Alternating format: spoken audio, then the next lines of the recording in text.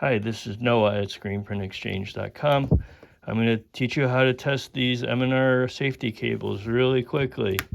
They often have continuity problems, and most of the time there's stuff in the way on these magnets, and it cannot connect. You can test to see if they're good and clean them all, and by using this $10 continuity tester that I bought from Ace Hardware. So this tests if the wire are all good all the way around and the connectors are good. So if this turns red, it didn't turn red, but I know that this is a good one. So I'm doing something wrong. So that's fun. So this wire is good. If it's bad, replace it or fix the connector. Test each one on each print head and replace as you go. There's always just one that's bad or it needs to be clean. Very often these are dirty.